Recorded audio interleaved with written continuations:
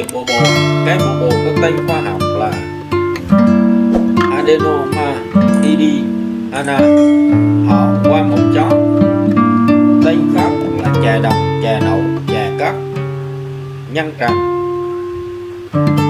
Tên vị thuốc là bồ bồ. Nguồn gốc phân bố. Cây bồ bồ thường mọc hoang ở vùng núi, những vùng trung du miền Bắc như Vĩnh Phúc, Phú Thọ, Bắc Giang, Bắc Ninh. Theo một số tài liệu của Trung Quốc, bồ bồ phân bố khắp vùng nhiệt đới Ấn Độ, Sri Lanka đến Malaysia, Thái Lan, Campuchia, Lào, Việt Nam, Trung Quốc và một số đảo Burma, Java của Indonesia.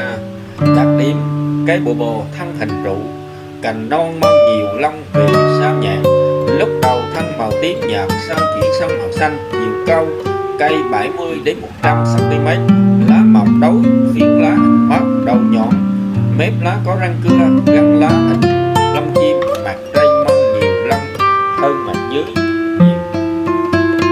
Chiều dài lá từ 5 đến 8 cm, rộng từ 2 đến 4 cm, rễ thuộc loại rễ chùm có nhiều lông tươi nhỏ màu trắng, rễ dài 10 đến 18 cm, hoa nhỏ màu tím, mọc tụ tập thành đầu non. Đà có lông với hai môi, môi trên nguyên, môi dưới xà và xà bốn. Trần cánh hợp với hai môi, môi trên xà bốn, môi dưới nguyên, bốn nhị, có hai chiếc già, hai chiếc ngắn. Quả thuộc loại quả non, nằm gọn trong đài hoa, nhiều hạt nhỏ hình trứng thuôn, có nhiều gai màu xanh cánh giống. Điều kiện sinh thái cây bồ bồ cưa xám và có thể chịu hạn được, không chịu úng. Độ cao từ 100 đến 800 m so với mực nước biển. Nhiệt độ thích hợp từ 25 đến 35 độ C, độ ẩm từ 80 đến 85%. Giá trị làm thuốc, bộ phận sử dụng là phần cây lá trên mặt đất. Công dụng cây bồ bồ dùng chữa sốt, cảm cúm, viêm gan, làn da, tiêu hóa kém, viêm ruột, đau bụng. Thuốc kích thích ăn ngon cho phụ nữ sau khi sinh đẻ. Liều dùng từ 15 đến 30 g trên một ngày. Sắc nước uống. Ở Việt Nam đã có thuốc Abivina bào chế từ bồ bồ có tác dụng phục hồi và bảo vệ chức năng gan. Kỹ thuật trồng trọt cây bồ bồ. Chọn vùng trồng bồ bồ thích hợp với đất đầu núi ở các vùng trung du, đất fabric, đất thịt nhẹ, đất phù sa, độ pH từ 5,5 đến 7, có nguồn tổng số lớn hơn 1,5% ở nơi chủ động tưới tiêu. Giống và kỹ thuật làm giống. Bồ bồ thường nhân giống bằng phương pháp hữu ích: xử lý hạt giống, ngâm hạt trong nước 3 đến 4 giờ, vớt ra để ráo hạt, trộn với cát mịn và đem gieo vào vườn ươm. Hạt bồ bồ rất nhỏ nên cần gieo hạt nhiều lần cho đều. Dùng rơm rạ hoặc lưới đan che phủ. Tưới ẩm mỗi ngày 1 đến 2 lần cho tới khi cây mọc. Kỹ thuật gieo giống. Hạt giống được gieo vào vườn ươm sau khoảng 10 ngày, hạt giống bắt đầu mọc mầm khi hạt màu đều nở. Gỡ bỏ rơm rạ sau 1 tháng, làm cỏ và tỉa bớt cây ở những nơi mọc quá dài. Giai đoạn mọc mầm và hình thành cây con. Cây sinh trưởng rất chậm, cây nhỏ và yếu, cần thường xuyên chăm sóc và trừ dung dế phá hoại. Khi cây mọc được 4 đến 5 đôi lá thật, có thể đem cây đi trồng. Thu hoạch. Gieo giống. Hạt giống được gieo vào vườn ươm sau khoảng 10 ngày, hạt bắt đầu mọc mầm. Cây hạt mọc đều. Rửa bỏ rơm rạ sau 1 tháng, làm cỏ và tỉa bớt cây những chỗ mọc quá dài giai đoạn mọc mầm và hình thành cây con. Cây sinh trưởng rất chậm, cây nhỏ và yếu, cây thường xuyên chăm sóc, trừ dung dế phá hoại. Khi cây mọc được 4 đến 5 lá đâu lá thật, đem đi trồng. Thu hoạch và bảo quản hạt giống.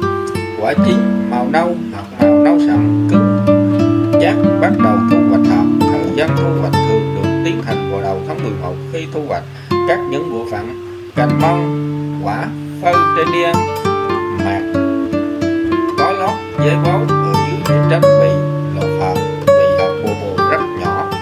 Quả phơi khô, đập lấy hạt, loại bò tạp chất, hạt lép và phơi đến khi hạt đã khô. Độ ẩm của hạt nhỏ hơn 5%. Không nên phơi hạt trong thời gian dài, hạt dễ mất sức mầm. Bảo quản hạt trong lọ đúc mè, quạt hộp nhôm, bao ni lông, quạt hút chân không, bảo quản trong kho lạnh. Chỉ tiêu chất lượng hạt giống đúng chủng loại, hạt không bị ẩm mốc, không bị sâu bệnh, máu ngọt và không lẫn tạp chất. Độ ẩm của hạt hơn 5%, khối lượng 1.000 hạt lớn hơn 0,014 gram. Tỷ lệ mọc mầm của hạt giống lớn hơn 70%. Thời vụ trồng nên gieo hạt trong vườn ươm, sau đó bưng cây con đi trồng vì hạt bồ rất nhỏ. Giai đoạn chăm sóc cây con mất rất nhiều công. Gieo hạt vào giữa tháng 2 đến đầu tháng 3 đối với vùng đồng bằng sông Hồng và vào hạ tuần tháng 4 đối với vùng Trung Du. Kỹ thuật làm đất trồng cây bồ cần được cày bừa kỹ, nhặt sạch cỏ dại, chia luống rộng 1,2 m, mặt luống rộng từ 75 đến 80 cm, chiều cao luống từ 20 đến 25 cm, rãnh rộng 30 cm.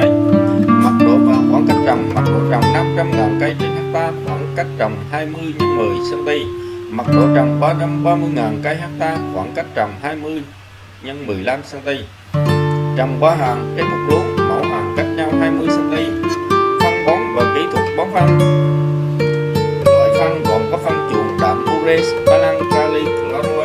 Lượng phân trên 1 hecta tính bằng kg. Đối với phân chuồng 15.000 đến 20.000 kg trên hecta, đạm ure 445 kg trên hecta, spalan 580 kg trên hecta, kali chlorua 220 kg trên hecta. Tỷ lệ bón: lót bón thúc lần 1, bón thúc lần 2, bón thúc lần 3 từ 25 đến 100%. Thời kỳ bón lót toàn bộ phân chuồng, quai mật, toàn bộ phân lanh, spalan, còn 50% kali chlorua, 20% ure. Bón thúc chia làm 3 đợt bón: đợt 1 sau trồng 1 tháng, đợt 2 sau trồng 2 tháng, đợt 3 sau trồng 3 tháng. Kỹ thuật trồng và chăm sóc: khi cây mọc được 4 năm, đôi lá thật có thể đem cây đi trồng giữ ẩm thường xuyên sau khi trồng cho đến khi cây hồi sinh. Giai đoạn đầu cây bồ sinh trưởng rất chậm nên làm cỏ thường xuyên. Sau khi trồng được 1 tháng, cần làm cỏ xới đất nhẹ, kết hợp bón phân, có thể tưới nước mỗi tuần 1 lần, đảm bảo độ ẩm thường xuyên để cây bồ sinh trưởng và phát triển tốt. Làm cỏ kết hợp với bón phân theo đợt như đã nói trên. Phòng trừ sâu bệnh: cây bồ chủ yếu bị các loại sâu bệnh gây hại như sâu hẹ lá, sâu xanh, sâu cuốn lá, thường gây ở những thời kỳ cây còn nhỏ. Nếu mật độ sâu ít có thể bắt sâu bằng tay, mật độ sâu cao có thể sử dụng các loại thuốc có hoạt chất abamectin. Bệnh thối rễ: đặc điểm gây hại triệu chứng điển hình là cây cò cọn, kém phát triển, rễ cây bị thối, gốc thân có màu nâu đen, bệnh nạn, còn cây bị héo rũ chết. Bệnh phát sinh gây hại trong điều kiện ẩm ướt, đặc biệt sau các đợt mưa lớn trên các ruộng đồng không thoát nước. Biện pháp phòng trừ: chọn ruộng thoát nước tốt, cần lấy luống cao. Đối với những chân ruộng thoát nước kém, có thể dùng phân gà hoặc bón lót ít nhất 2 tuần trước khi trồng để tiêu diệt mầm bệnh Pythium có trong đất. Khi bệnh chớm xuất hiện, có thể dùng thuốc trừ sâu nắng có hoạt chất beta-lacin. Tưới hoặc phun sát phần gốc cây có nồng độ và liều lượng khuyến cáo. Chế độ luân canh: nên luân canh với các cây trồng như lúa nước, trạch tả. Thu hoạch, sơ chế và bảo quản cây bồ. Thu hoạch: thời điểm thu hoạch bồ là khi cây đang ra hoa. Chọn ngày thu ráo để thu dược liệu, cắt toàn bộ phần thân lá sát gốc cây, sơ chế, nhặt sạch cỏ rác và làm loại bỏ các chất khác. Ở trong bóng năm hoặc lấy nhẹ sấy nhẹ ở nhiệt độ từ 40 đến 50 độ C cho đến khô. Dược liệu đạt tiêu chuẩn khi bẻ thái giòn. Bảo quản dược liệu trong túi polyethylene và ngoài bọc bông ở dưới và để vào nơi khô mát. Tiêu chuẩn dược liệu: thân có tiết diện hình tròn, màu nâu nhạt, mặt trên lá màu nâu thẫm, có nhiều lông, mặt dưới lá màu lục, ít lông hơn. Dược liệu mùi thơm ngát, vị đắng hơi cay, độ ẩm không quá 13%, tỷ lệ vụn nát. Qua ray có kích thước ray 4 mm, không quá 5%, tạp chất gốc rễ không quá 1%, hàm lượng tinh dầu không